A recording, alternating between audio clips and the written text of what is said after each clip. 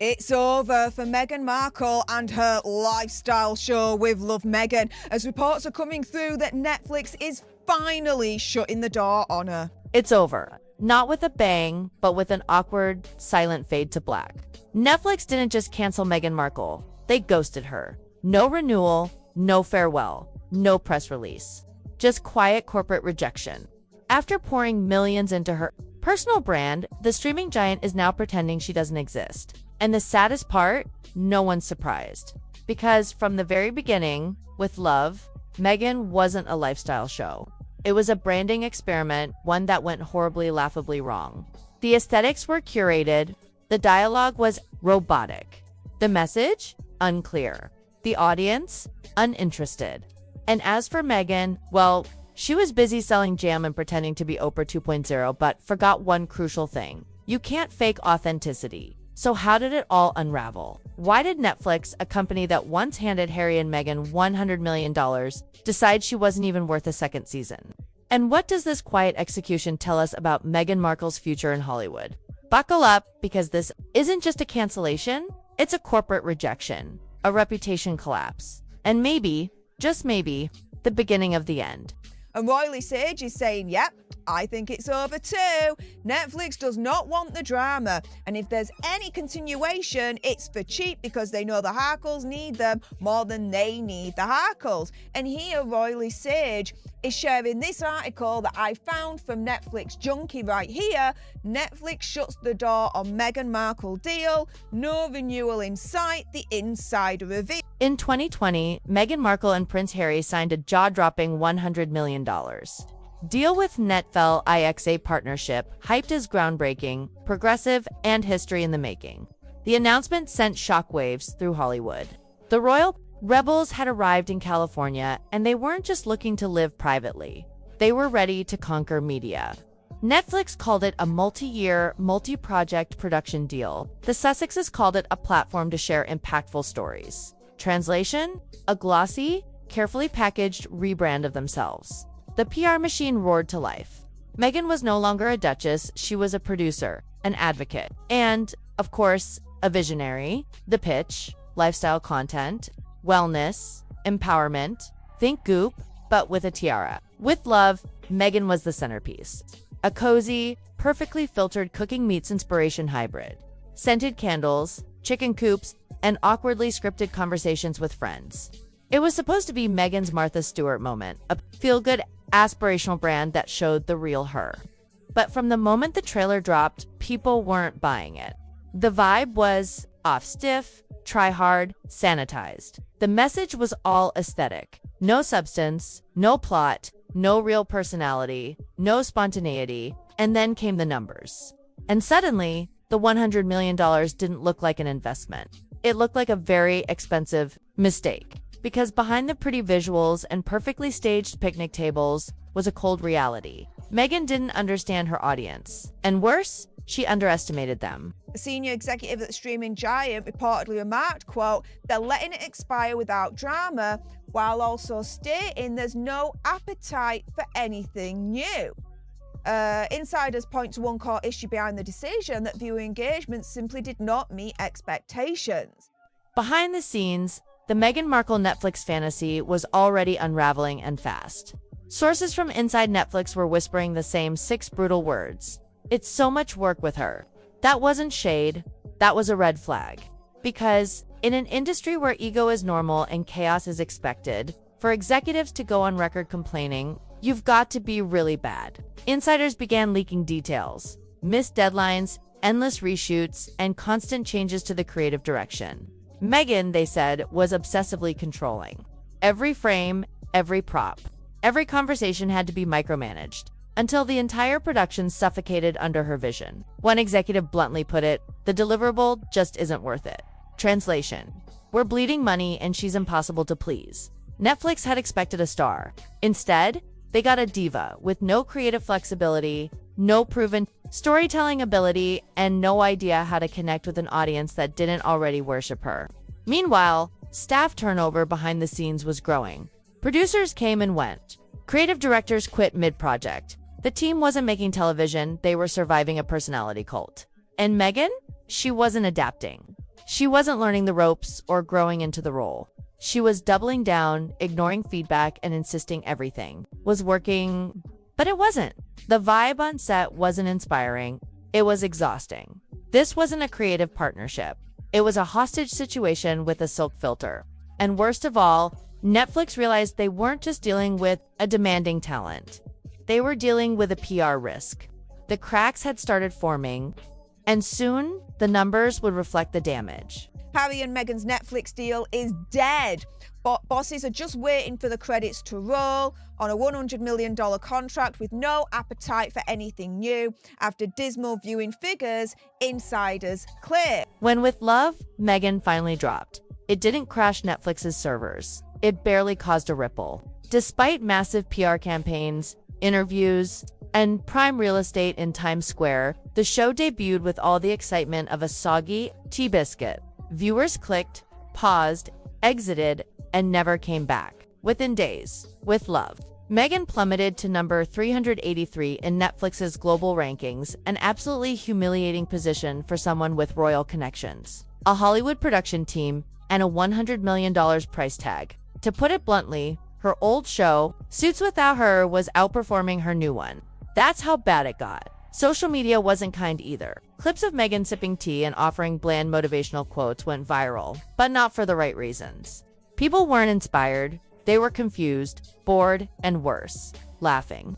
Viewers said the show felt fake, forced, tone deaf. Others said it was like watching someone cosplay as a lifestyle guru with no soul, no warmth, no story. And when people turned off the screen, the commentary turned savage. TikToks mocked her monotone delivery. YouTubers tore apart the absurd branding choices, the jam jars, the beeswax, the awkward friend cameos. Even supporters of Meghan began to admit she's just not watchable. Worse still, the show's companion product line, which was supposed to be a genius marketing move, couldn't even move inventory. Despite claims of selling out, insiders hinted it was all smoke and mirrors. Small batches, artificial scarcity, and a desperate attempt to create the illusion of success. It didn't work. The audience had spoken not with outrage, but with apathy. And in media, there's nothing deadlier than silence. Rob Shutter is saying that too, saying the interest just isn't there anymore when I can get my teeth back in. They want from buzzy to background noise. Behind closed doors, Netflix executives weren't mincing words. While the public was still trying to figure out why With Love, Meghan existed in the first place. Insiders at Netflix had already decided this project was a colossal misfire. One exec allegedly summed up Meghan in 6 words. It's so much work with her, not a compliment. That was an indictment. According to leaks, meetings turned tense, deadlines missed, creative disagreements piled up, production budgets ballooned, over things as petty as reshoots for vibes. And the cherry on top, Meghan's alleged refusal to take feedback. Any critique was labeled misogynistic, racist, or anti-feminist. She wasn't just difficult, she was radioactive. A former executive reportedly said bluntly, "The deliverables aren't worth it." Think about that. This is Netflix. We're talking about a company that greenlit shows about talking cats, real estate agents in bikinis, and murder podcasts starring washed-up influencers. And even they said Meghan wasn't worth the headache. The original hope was that she'd bring class, elegance, a modern royal glow. Instead, she brought drama, delays, and dismal numbers. Even the so-called Part 2 of Season 1, which some insiders say was a cost-saving rebrand rather than a real continuation, was only released because it was already shot. It wasn't a new season, it was leftovers. By the time the show hit screens, the mood at Netflix had shifted completely. Let it expire, no renewal, no drama. That's not a strategic pause. That's a corporate shrug. And in the brutal world of streaming, that shrug was Meghan Markle's pink slip. Her own series Suits, seasons 1 to 4, beat With Love Meghan in viewing figures. Once the Netflix deal started to rot, the stench spread fast, and Hollywood did what Hollywood does best. It turned cold. For a while, Meghan Markle was the golden ticket. Fresh off royal drama, glowing in Oprah spotlight, she had Netflix, ArcuWell, celebrity support, and a narrative that sold like hotcakes. The brave American outsider escaping a racist monarchy. But after With Love, Meghan tanked, the illusion cracked. She wasn't bringing in numbers. She wasn't bringing in awards. She wasn't even bringing good PR anymore. She was a liability. Alistas stopped returning calls. Studios stopped taking pitches. PR firms started whispering she was not worth the risk. The whispers turned into strategy memos. Avoid Meghan, avoid Harry. No upside, only drama. Even former allies began to drift. Spotify had already axed her podcast. Executives called her and Harry grifters on the record. And as one insider bluntly put it, she thought she was Beyoncé, she's not even Jessica Alba.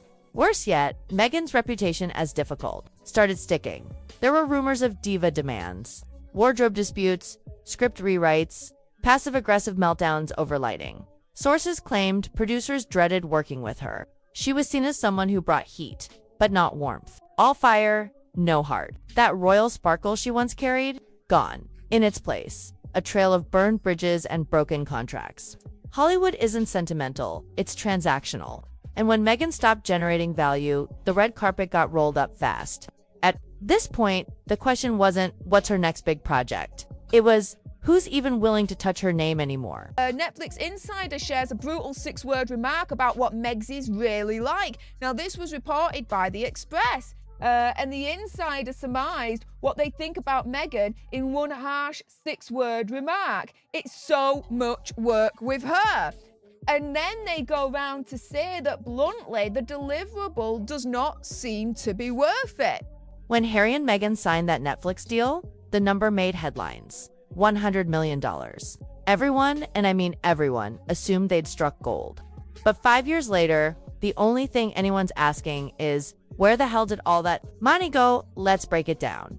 Their biggest hit, the Harry and Meghan docuseries. It pulled in big numbers at first, but it was also a one-off. No franchise, no follow-up, no long-term value. After that, crickets. Pearl, Meghan's animated feminist princess show, canceled before it aired. Heart of Invictus completely overshadowed by PR drama. Live to Lead barely made a ripple. And now, with love, Meghan. Doa. So with most of their projects flopping or vanishing, how did they burn through a $100 million pipeline? Well, here's what we know. Production budgets were blown on glam, consultants, and lavish creative direction that led nowhere. PR spending skyrocketed, desperate attempts to salvage public image. Personal expenses blurred with business. Luxury travel, private chefs, stylists, billed under RQL, no repeatable content, no flagship series. No evergreen moneymakers, like Suits or The Crown. Just hype. And hype costs. The deal was structured with deliverables, meaning Meghan and Harry only got paid when they actually produced content. So, no content, no cash. And the little they did deliver didn't drive. Subscriptions didn't trend, didn't go viral, didn't stick. That $100 million wasn't a gift. It was a bet. And now, Netflix wants its chips back. The mirage has vanished. The empire of potential turned out to be a creative ghost town, overpromised, underdelivered, and now recover avle. Dismal viewing figures. The deliverable is just not worth it. They're a pain in the freaking ass to work with. At this point, Netflix isn't just quietly walking away. They're actively slamming the door. According to multiple insiders, Netflix executives are done playing nice. There's no renewal, no development slate, no new meetings, no second. Chances are not even interested in first look rights anymore. Why? Because they've had enough of the Meghan effect. And no, it's not the kind that boosts subscriber numbers. It's the kind that scares away advertisers, divides audiences, and creates constant PR nightmares. Behind the scenes, Meghan reportedly clashed with producers, demanding editorial control and pushing vague vision boards instead of structured pitches. And when results didn't materialize, it was always someone else's fault, a Netflix. Insider was even quoted saying, "They're letting it expire without drama. There's no appetite for anything new." Translation, just walk away and don't look back. And that's exactly what's happening. No press release, no formal goodbye. No attempt to repackage the brand. Netflix is letting the contract rot in silence, like a forgotten show in your continue watching list that you'll never finish. What began as a bold historic partnership has turned into an expensive cautionary tale. A deal that once symbolized freedom, reinvention, and creative power, now reduced to a warning: don't confuse fame with staying power. The final nail isn't some dramatic firing or lawsuit. It's worse: indifference. Netflix doesn't care anymore. They're done. And in Hollywood, that's the kiss of death. When it comes to Netflix, the theories around holding on to Meghan Markle with season 2 of With Love, Meghan on the way are that Netflix wants to be the outlet she takes if and when things fall apart with Prince Harry. They want the exclusive. That's why they continue to, have that relationship with her. But you're right. The return on investment is simply not there.